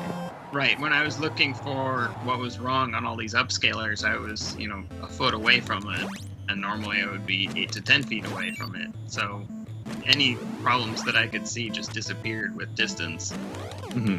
I'm not blind yet, but it's coming. But I mean, yeah. But I mean, for the most part, the only way you're going to see it is if you're so close up against it, and it's for a TV that size. It's not even. You probably won't be that close to it. so I saw someone in the chat ask, and I know this is something you wouldn't have any interest in, but someone asked, is it possible to do an FPGA N64? I'm sure it is possible, but some people have brought up in the comments, and I'm interested too. Like, I think that would be probably the most exciting possibility of any system, because like you could possibly in theory have something running accurate to the console, but maybe render it at a higher resolution. I don't even know if that would be possible. No idea, but I'm definitely not the person for that. Yeah, yeah. I mean, that's what people I want. think the N64 still isn't known enough at that level to do it. Yeah. You look at the emulators, most of them are still doing the higher level emulation instead of going right. for the actual hardware accuracy. Right. And so low level is the term you use when it's like crazy accurate and really like resource intensive. Right. Because I always get them a little bit mixed up. Yeah. It's like opposite of what you'd think it'd be, I guess. The way that it sounds, at least. Look at that. I punched Bald Bull in the gut twice in a row with, on my HD TV. The lag is not that bad. Yeah. But yeah, so a friend showed me some low-level N64 emulation that I guess is still like pretty beta, but like it really surprised me because I was like, wow, this looks exactly like the Ultra HDMI when using the Game Shark anti-aliasing off hack. Like that's what it looked like. I was like, wow, that is like kind of scary how accurate that is. And he said, and the only reason that you even know to say that is because of this weird rabbit hole you've gone down. But yeah, so I mean, it might be kind of getting there, but it would be interesting to see like that. That would definitely, I think, be the most wanted FPGA system, just because it has the potential, or at least people imagine it has the potential to really offer like this huge advantage to render low res games and But I mean, if the Super NES is already like requiring quite a bit more, I mean that's got to be a ways off. And, like in the the patent on the Super NES or N64 hardware is like not expired yet, so nobody can get into it. I think it's soon. It's probably soon, but somebody who's going to be doing that either isn't going to care or it's going to take them a few years to build it anyways, so... Right. Maybe they're working on it now and they'll... Again, talk to Ketrix. Do you have you spoken to him at all about, like, while you were developing this? We talk on IRC pretty frequently, so... It's cool. It's always so cool to see, like, IRC is, like, still a thing. I mean, I spent a lot of time in the chat room on IRC for Game Fan Magazine for when I was in college. Yeah, pretty much NestDev is the only thing I use it for now. Used to use it all the time for other stuff, but it'll take another couple decades for it to disappear completely. Yeah. Somebody in the chat was I'm not familiar. Was what do you think about the alternative firmware available for the SNES Power Pack. I don't know if that even means. It's cool. You've only done a what? It's cool. Yeah, I mean- I've done a Super Nintendo one. That's Oh, I'm sorry. I thought I'm just familiar with the NES one because that's the one that I've seen so much. yeah, but again, it's I don't really have any nostalgia or interest in the Super Nintendo, so that's mostly gone away, along with all the other Super Nintendo reproductions and things like that. Oh, I see. Okay. Yeah, I mean, looking at your site, there's not. It's mainly just. There's fewer illegal things on the site now. Have you had like any legal issues? Nope, not at all. The only time I've ever heard from Nintendo was completely unrelated to this. It was back, I was still in high school and my brother was in college and he wrote a search engine for Hotline, which was an old file sharing system. Oh, I remember that. Well- That was the thing, that I used that in college. I used that to get my Final Fantasy MP3s at the time. Yep. So he did a crawler search engine for it that would just list out where to find files. And Nintendo complained that there was a server that had NES ROMs and porn on the same server. They weren't angry that there were ROMs there. They were angry that both of them were together. And we basically said, sorry, we're just a search engine. We don't even have these files. And never heard anything else. Yeah, I'm That's the going only contact to. with Nintendo I've ever had. I'm going to look up the Yeah. Tyson code. I should have it memorized. You used to have it memorized. I should have it memorized, but I don't. I know it starts with 007. Oddly enough.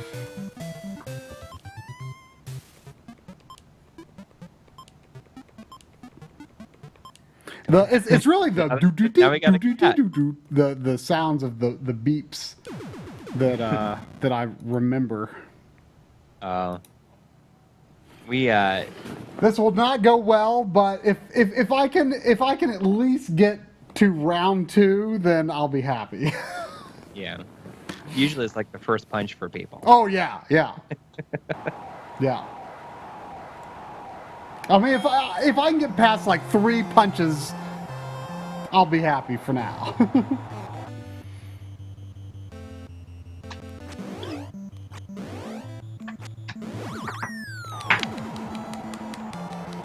I mean, when I first fought Tyson, like, I didn't bother counter-punching him in the first, I think it's minute and a half. But I think it's probably worth it. Oh, there you go. Somebody was asking about wireless controllers. I don't know if they. I don't see their- The retro... the retro or the 8-bit dough research and analog works fine. You used it in the video. Yeah, there's a shot where I'm talking about input lag, and I do the Mega Man 1 Gutsman platform jumping, and I'm using the you can see the AVS in the shot with the retro receiver in it, and I mean, there's really no reason it shouldn't work. I mean, the no, controller. and the rapid fire works too. We'll have to look up the I mean, last there's no 4 reason. visits. Oh.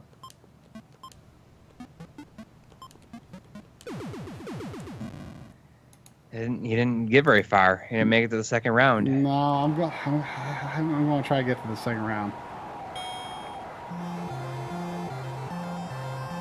Somebody's saying you should do Battletoads. Ooh. And that'd be a good one, but I mean, you gotta do 12 seconds. You only have 15 minutes to do 12 seconds. Yeah. So, I'm going to do Battletoads real quick. I can get that. okay. And like, I really want to do it. now that someone said it, because I wanted to do it. I wanted to do it in the video, but yeah. I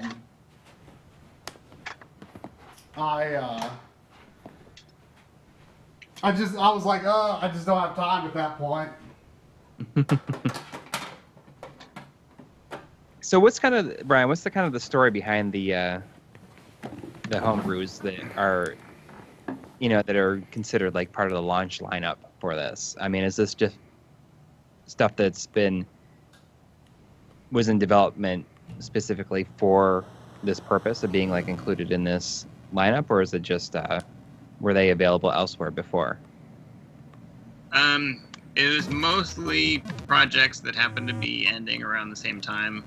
Oh, that's okay. I sent out a message to basically every homebrewer I could think of and said, do you have anything? Do you even have stuff that's half finished that I can complete or pass on to other people to complete it? Right. Ben Nahum is asking if I disabled the sprite lock. Is that an issue for this game? I don't think so. By sprite lock, I assume you're referring to. And by the way, there is a warp to the speeder bike level, like right here, but you have to beat like the first screen extremely fast, and I can't do it without 2 players. There's a warp? Yeah, like on top of that platform, like you have to get there in like a few seconds from the start of the game. And it's like really hard to do by yourself. Intentional warp, or is it like a glitch? No, it's intentional. There's like a sparkle right there, and it disappears after a number of seconds. Oh, that's cool. I had no idea. Yeah, I didn't know that until it was actually This is like one of the greatest accomplishments is finishing this. Didn't it take like a long time? It did take a long time. When you first started streaming, this was this was the first game I ever streamed. Really? Yep. In 2000... 2008. No, was it 2008? Okay. Because I mean, I started watching your streams. I know it was like right before I got married.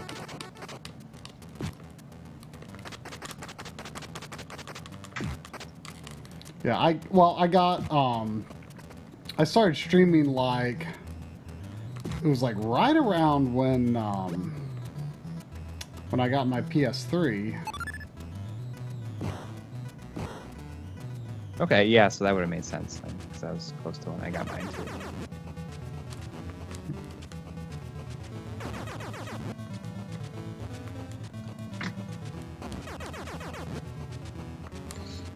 So, I mean, Yeah, that's crazy thinking back. This is first game I ever streamed. I beat it on stream. It took a lot of work though. Took a lot of work. but that's when you were streaming twice a week too. Right, but I was only streaming one of those weeks. Oh, okay, one of those days. I mean, yeah. There's a shot of this level in the video.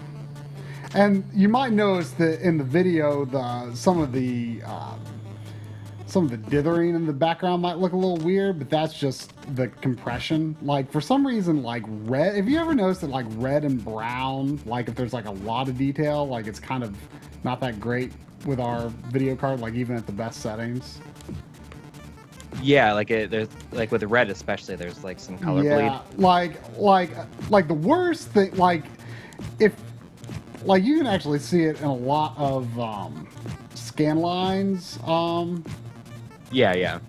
Like if you're trying to use a scanline shot, like if you take a bitmap screenshot, it's fine, but any amount of compression on a scanlines thing, like you only see every other like dark line, like Right. kind of mushes them together. So I mean, you know, we do the best we can. I mean, we can't record uncompressed video or anything. Right. Rick V asked if doing My Life in Gaming has become our main source of income. No. Not by a long shot. Not by a long shot. But Brian, is retro USB your main source of income, or do you work elsewhere? Nope, it's been the main thing since 2003. Wow, that's so that's that is amazing. And it's basically really impressive. Like a lot of people only wish that they could ever, do it that. helps that my wife has a job too, so That's kind of the same way. I mean, I work freelance as a video editor, and it's like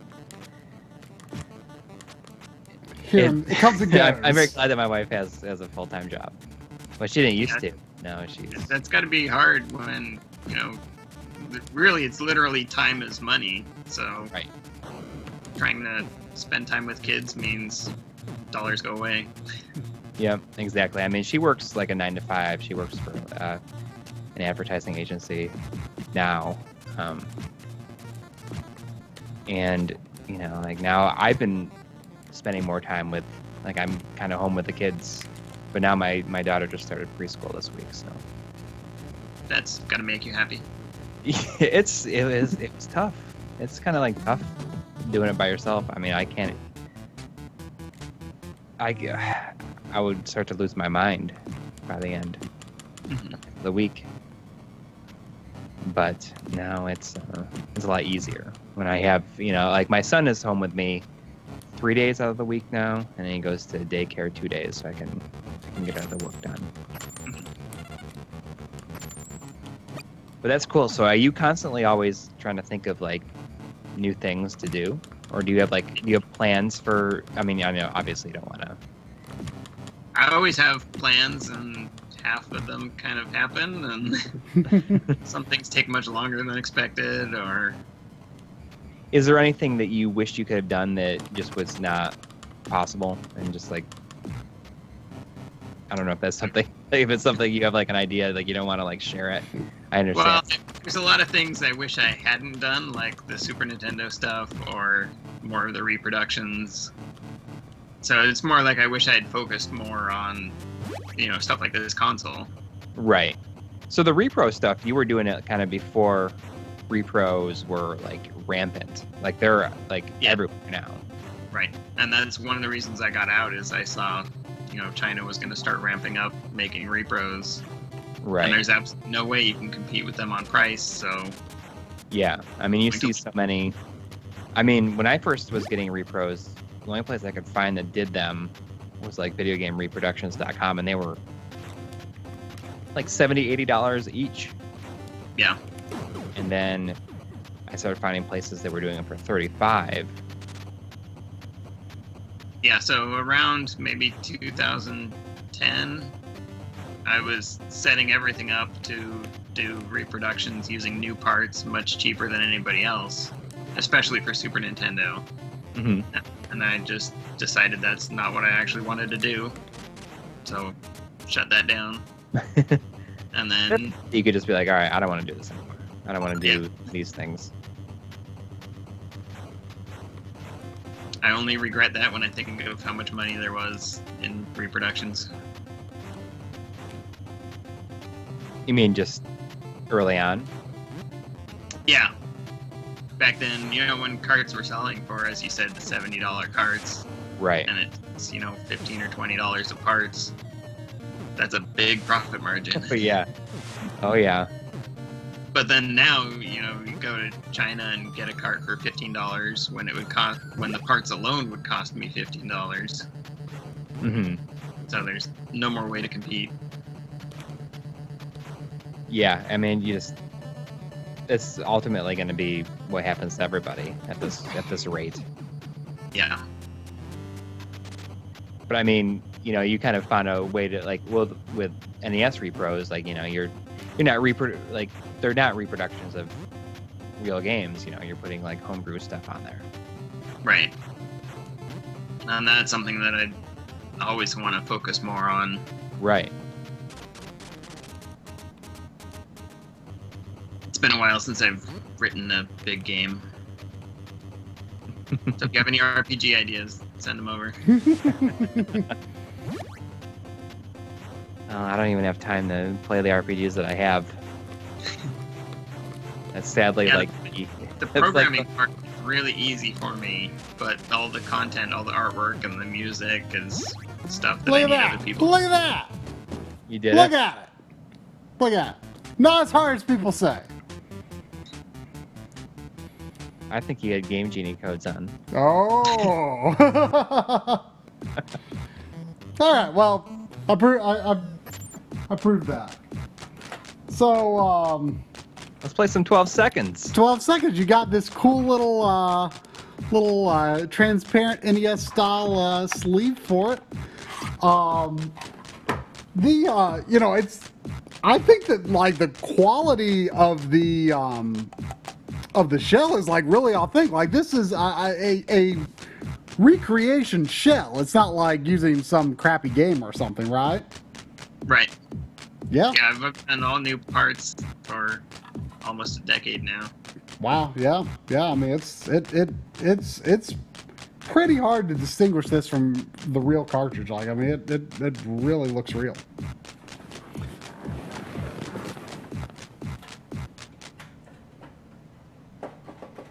It's a very unique concept on this one. Did you how did you? I know that several people reviewed the units. Did you just randomly send them whatever games you just felt like, or did everyone kind of get the same ones? No, it's pretty much just whatever was on top of the pile. As you can see, my office is built around piles. Yeah. So it took me a little while to figure out like what was going on. So like, do you so you basically like have to use your old life to let the next life get further. But is it like do you have a limit to how many lives you can use per level, or is it kind of just like a high score thing, like how many lives you use? You can either challenge yourself with the minimum number of lives or the fastest time. Mm-hmm. Usually I go for time because I like making the piles of dead bodies. Yeah, I mean that's kind of nice because like you can like kind of pick what you want the challenge to be, but it's like not like that difficult to like actually get through the level. Yeah, and that's sort of the type of game that I find myself wanting to play now, is something that's more fun than like frustratingly hard. Yeah, definitely. I mean, we're very much the same way. I mean, I like a good challenging game, but haven't really had time for it lately. Yeah, so something that I can jump in for 10 or 20 minutes and just have fun is so much more appealing than a battle kit where I'm just going to die 100 times. Right. Is it do the 12 seconds carry over between each level? Like you have 12 seconds per life, or per guy. So but even see, if you... Every time you see me die, though, it's because I'm hitting the B button. Which, oh, I see. Okay. Which, like, so you can die before the 12 seconds are up. Yeah, you can suicide. So you, like, kill your guy so that you can, like, make a new platform. So basically you're just leaving a platform in place of your dead body. You can see how much time you have left is that little bar next to the lives status area. I assume there's some limit of how many corpses can be in the level. Yes. I forget what it's set at. It's 24 or 32. Okay, so then the oldest one just goes away or something? It disappears. I see. So you're never going to be completely stuck. Right, you can't fill up the screen with bodies. Right. And you can't, what is this? Oh, do I want to go to the good? What's over on good? Is this like branching path? It's not branching, that's just telling you which way you'll actually make it. Oh, so the other's like a fake exit? If you go to the left, you can't actually get out. Ah. And how many levels are there? This one has 150. Wow. And you can skip to any level you want without needing to beat other ones. And how, this life is actually going to run out for real. Ah. How long did it take to make this game from just when you started programming it? The base of the game was actually from a contest that I can't remember what it's called now. and it was actually they had a 10-second timer, and then okay. they had something like eight levels. And you made that in like how long? That base. That was somebody else made that. I was Oh, the one okay. who into the full game. Oh, okay. So my part of it didn't take very long. Somebody else did almost all the levels.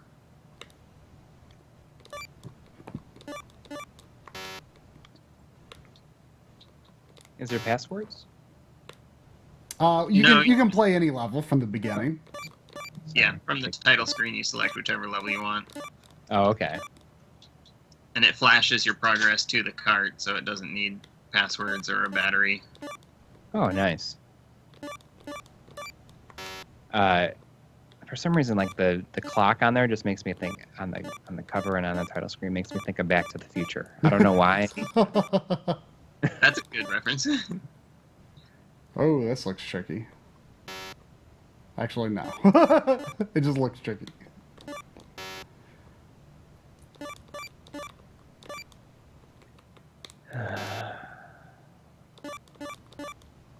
Yeah, this was originally one of the Christmas games, and then more levels were added onto it for this version. Oh, I see. Okay. So I see that there's a somebody named retroMog in the chat. Is that the guy that you work with? Yeah, Okay. I'm just so he making- does the email support and a lot of product testing, that kind of thing. So it was he the guy with the top score in Marble Madness? Probably. He's actually good at games, unlike me. So how much power does the AVS use? A specific amount. Just are USB like 5 volts? Is that usually what it is? yeah, it's 5 volts, and the system itself is around 300 milliamps, and then you add on carts and controllers.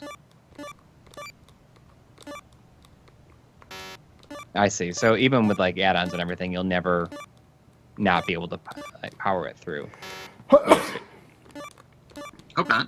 If you had like an Advantage plugged in and a zapper and it like. No, that's all fine. Okay. Somebody will make Doesn't a use, like, peripheral control- to really. What was it? Doesn't the Advantage use like 2 controller ports? Yeah, and there's a switch for which player you want to play on. Oh, okay. I've never seen one in person, but I remember it was such a big deal. The controller Advantage was when it first came out. You should get one. It's really good for like 1943 type games. Ah. I wonder how. That's another one of my favorites where I just can play for 15 minutes. Oh, just like on without dying. Let's see how much it goes for now these days. Oh no! What? My guy got stuck. I guess I have to get to the exit toward the top, like the holes in the top. Yeah. Oh, they're like $15. Oh wow, really? Yeah.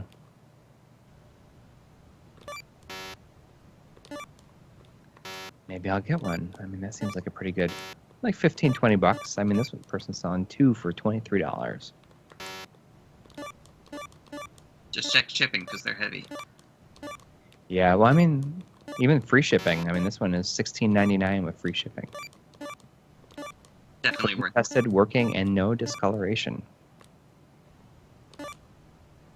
No discoloration sounds good for that sort of thing. Yeah. Are Sega games less common than Super Nintendo in the US? I feel like there's less people that are after Genesis games. Like it's like not like Genesis games are not like it's not that hard to like get a complete one for a semi reasonable price in a lot of cases. That's because Sega sucks. Hey. I just have to say that whenever I can. Yeah, I mean, that was me too. I I finally learned to love somewhat though. Sonic is still not cool though. Yeah, I don't remember those console wars at all because again, I was on the computers by then. So it was Mac versus PC wars instead. What kind of computer were you using? A Tandy? Originally, it was my dad's Macs that he would take home from work. And then we started building 486s Okay. whenever those were. Mhm. I don't even know how old I was at that time. I mean, you said you were 10 in 1990, so you were born in 1980? Yeah. Okay. I mean, it's a lot of people think that I'm younger than I am, but I was born in 78. Mhm. So I mean, That's still in the correct range. what's that? That's still in the correct range.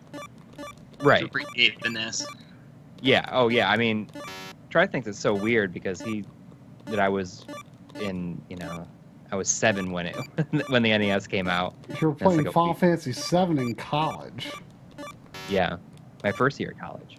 That's like crazy.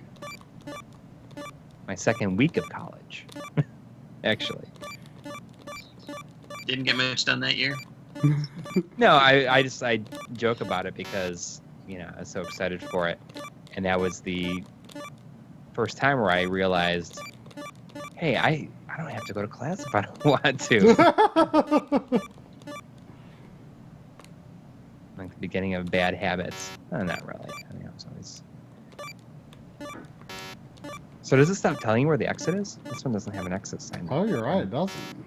You always just have to get out at the top. Yeah, that's what it seems. Yeah, I like. mean it's very obvious, but usually it tells you. What is it? What did it say? Good job. Nobody knows. It always gives you a nice insult. It has a bunch of silly Oh, it always phrases. insults you? Yep. Oh, that's great. That was another thing that was added on from the Christmas version was more insults. Well, I beat 25 stages. I didn't even realize it until a minute ago. It was after 11 o'clock, so that's kind of our usual stopping time. So that's pretty good. I mean, it's a fun little game. It's like pretty addictive. That's so cool. So it saves your progress. Even Yep. if you turn it off and everything? Yeah. But you can select the levels from the beginning anyway. But I guess it saves like your times or You something. finished. Yeah, it saves your times and your lives, and then it also keeps the overall count. All right. Well, anything else? Yeah, I mean, any last minute questions from the chat? We'll do a lightning round, which we should do more often because I think we tend to just kind of not take questions at the end and just talk. I guess we should kind of, while we're waiting for the questions to kind of come in. Obviously, there's going to be no episode this week. I'm traveling to New York City this coming week. It's going to be the first time that I've been back since I left 2.5 years ago. It's going to be kind of cool. See some old friends. So I will not be on stream next week. I'm going to miss it. I'm going to miss it again. I'm sorry. I've left try to do it on his own No, 2 it's all right. times in the last several months. It's all right. It's all right. Maybe I'll be tuning in on my phone. Who knows what I can do? Yeah. I mean, last time I was here, but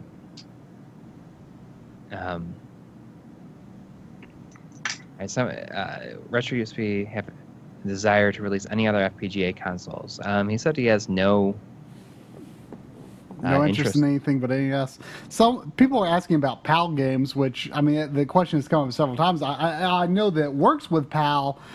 Is there anything in particular to say about PAL other than it just works? I think one thing people want to know is, can the system run PAL games at NTSC speeds? No, because the video speed is tied directly into the CPU speed. And also, there's no frame buffer, so you can't, display the same frame twice. What happens if you put a UK cart but in the system, but have it set for NTSC mode on the console? A lot of games will work just fine like that, but some of them will just crash. Okay, but it will run at 720p 50 probably. 50 hertz. or it would run at 60 frames, like if the game worked. Oh, I see. But in that case, if that was the case, though, would the same game work in a North American NES at the correct speed? As long as you disable the lockout chip, yeah. Ah, I mean, that's essentially what it's doing. gotcha. When exactly will the AVS be shipped? Or it's kind It's of shipping in now. progress. Yeah, some of them shipped on Friday. So somebody, I mean, that's what we're seeing in the background right there. There's boxes of them. Wow. that's cool though. Yeah, so if somebody orders it today, then you'd expect it would ship in about a week. Okay. I mean, that's really good. That's really good turnaround. Yeah, Yeah. and then after that, it should only be, a couple of days turnaround because they won't have the massive backlog. Yeah, I mean and it's great that you've still got like a bunch that people can like people can make an order and they don't necessarily have to wait yet for the second batch. Yeah. Yeah. Do you have not doing any estimate on when that's going to be in? No. It Well, hasn't you haven't really. been sold through have you sold through the first batch yet? No, the first batch isn't sold out, and I'm not doing anything, fake limited to try and bump up the price or anything like that. Right. I'll be putting some on eBay to hopefully prevent scalpers and. Right. How So what is go one- on. Oh, what is one feature you wanted to add that you couldn't on the current model? At one time, I thought I would be able to do taking screenshots and then sending those over scoreboard, but turns out the memory problem, not enough RAM because I'm not using a frame buffer. It dumps the ROM to some extent when you're using the scoreboard software. Is that right? I mean, it dumps the ROM like to the computer, Yeah. but not in like a usable fashion. No, it's just straight binary file. It doesn't do the graphics side of it or any of the. Yeah, it's basically just checking to make sure, okay, this is a legit cart without cheats. Right. Looks like, oh, okay, never mind. Did that already happen before the streams? It was said that HD Retrovision SNES cables are out of stock now. Is that a change from the beginning of the stream? Did somebody say that they're out of stock? Yeah, SNES is out of stock. Yeah, it must have just happened. Yeah, Genesis is still in stock. Another thing to kind of address really quick, not related to the AVS at all, is that the Badass Consoles GC video stuff is now available. You can buy it, and the prices are crazy. Like they're great. That like to get the mod plus installation, I think is under $100. It's like $108 if you're gonna ship it there. Okay. For like return shipping. Yeah, it's really affordable. Yeah. And he has a big post on there saying that it will never be out of stock. That sounds like a crazy promise, but I guess he's got it figured out. Yeah, he says it will never be out of stock. So scalpers, they'll never be able to. It like ruins the scalper, like the scalpability. The scalpability. Yeah. So yeah, and I saw that he has one that you can get an analog and HDMI mod done on the same system. Oh, he's got that working. Yeah, that one's a little bit more expensive because that's Okay. like two both in the same system. But I mean, I have an extra GameCube here. I might just get it done. That's tempting. Austin, we do not have NVIDIA Shield TVs. I don't even know if I know what. Is that like an NVIDIA Shield that goes into your TV instead of the portable one? It might be. I don't know. So it's like I mean, that just plays like Steam games, basically, right? Well, I don't know if it's through Steam. I think you but- can just like have your whole desktop if you wanted to. Leon X3, it is, yeah, it's like $50. Like the chip is $50. Yeah, you could, if you're gonna install it yourself, it's like $50. That's amazing. Yeah.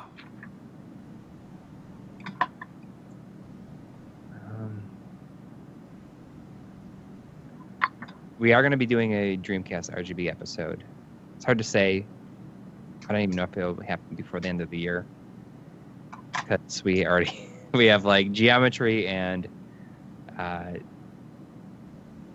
Game Boy definite for this year, and we're going to try to do Guard Switchers, and then Saturn probably.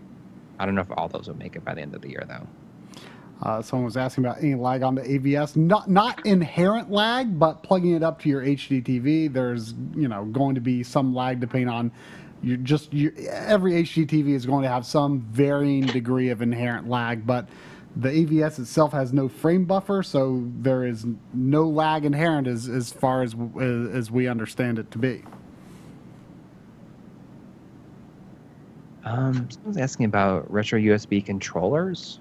Did you do controllers as well? Well, you're making a controller for the AVS. Oh, right there. It's coming. Okay. How far off is it? There's a demo. Probably 4 months. Okay, so that's just like You'll have to make end. I mean, this is an almost final sample off the tooling. Oh, okay. D-pad needs to be fixed, and then it'll take 2 months to build them and a month for the boat to ship. And is it going to have its own like a standalone receiver, or does it work with the AVS directly? So the receiver looks a lot like the retro receiver one, just because that's how big you make something like that. Yeah. But yeah, the controller, it's the same button layout as the only correct Nintendo controller there is. I agree. Horizontal's the way to go. And then it has adjustable turbo for the A and the B separately, so you can set what turbo rate you want. Oh, okay. And then it's using all micro switches instead of the rubber pads. Oh, okay. So it's nice a little bit of clickiness to it. Yeah. So can that receiver be synced up to anything else, or only the AVS controller? Now it'll work on standard NES, clones, USB adapters, whatever. Will it work PC at all? Someone's asking. Well, I guess what I meant was, could you sync up like a Wii remote or another Bluetooth controller to the receiver? No, this one isn't Bluetooth. It's just okay. It's same bandwidth range, but not the Bluetooth protocol. Okay, gotcha. That's too expensive for someone if you're not Chinese.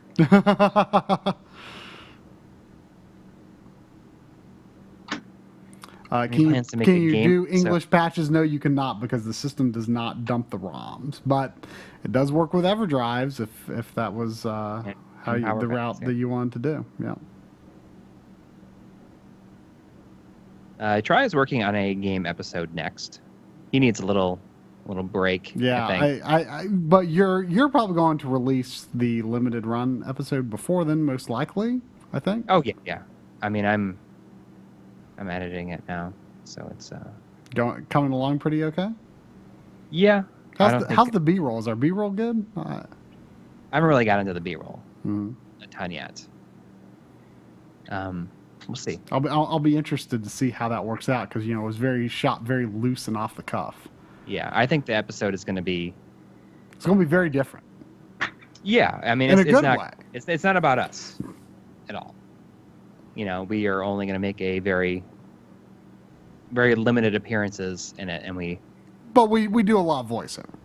Yes, yeah, it's going to be closer to a gaming historian episode. Yeah, though it's not really history; it's like kind of a more current event, but it delves into the history. Yes, of that. It took me a long time to write the script. The script was 10 pages, which is it's 3 pages longer than the Myst script was. Well, almost 10 pages. It's like 9.5. It was on the 10th page where I finished it. Yeah, but yeah, and then I'm going to be doing a game episode soon, which will hopefully be a very simple one. I need a good break after doing. Yeah, Try's been run ragged, I think. It's 2 RGB episodes. Yeah. But, I mean, this one was, other than the fact that I was just trying to turn it around really fast, like, this one wasn't that bad. Well, yeah, we knew it was important. It was longer than I expected it to be. I definitely went into it not thinking it was going to be 16 minutes long, but... Yeah, but, I mean, it's a good thing. I mean, and it's good for us to... We'll be featuring it in episodes down the road when we, Yep. especially as more of these units come along. We want to be able to compare them to each other, and that's what we do. Yep. All right. So Is that going to do it? I guess that's going to do it. So thanks everyone for watching, and Yes, Brian, thanks for joining us for this. It's great having you on because it's appropriate for the episode. to actually have the person who made the thing on our stream. We used to call these episode debriefs. So we always kind of debrief the episode we just did. So it's great having you on. It was fun. I think I just almost got one of my next projects working again. Oh, You want to share it? Is that a PSP Go? It almost looks like it. Or is it a phone? Not quite working. So it's basically the AVS, except it's in a portable form. Oh wow! So that's where the screen would go. Cart's on the back. You just you've been secretly doing off camera. That's cool. So if you make, I mean, that's going to be better than something like the what is it? Like not the Super Boy. It's like the Super portable. Bowl. But I mean, obviously, it would be accurate. So, could the FPGA be physically shrunk at all? It doesn't need to be. FPGA is. Well, if it's going to be, it's going to be the size of the cart at the, it's going to. Yeah. Oh, it has to be the size of the card anyway. Yeah, that'd be great. So it's running right now. And since I can do the screen at native resolution, it's not going to be a blurry mess like Superboy and Right. all those. Oh, portables. so would it be a 720p screen or a 240p screen? This one is 640 by 480, so I would do pixel doubling. Oh, and you can okay. still do scan lines. Right. And that would And be a relatively inexpensive thing, really, a screen, really. Yeah, but the final product wouldn't be inexpensive. Yeah, but still, we've got people in here saying good NES portable. I'm sold. I mean, to use an FPGA to make that work, that's awesome. Yeah, and I mean pretty much all the electronics is done, but getting the physical design of it and the tooling and everything, that's what takes time. Yeah, I'm sure. Well, that'd be awesome. Like I said, like the AVS, I think itself would be a great, portable. I mean, travel NES, not portables, maybe not the word, but Yeah. I mean, and that would make it even better. Would it have HDMI output if you wanted to connect to a TV, or it'd just be? This one would just be as portable and as much stuff stripped out as possible. Yeah. I mean, because that makes sense. I mean, keep the cost down. I mean, I definitely think that's a big advantage. Yeah. All right. Well, that's awesome. It's been collecting dust for a while, so. But you just got it working right here Yeah. on Yep. stream. You started working on it at the beginning. All right. Well, I guess does that pretty much wrap it up? I think so. All right. Well, Thanks everybody for watching, and thanks again, Brian, for joining us. and I, and probably not Coury, will see you next Sunday. Yeah, I don't know who Troy's going to have on. Well, we'll figure it out. All right. Good night, everyone. Good night.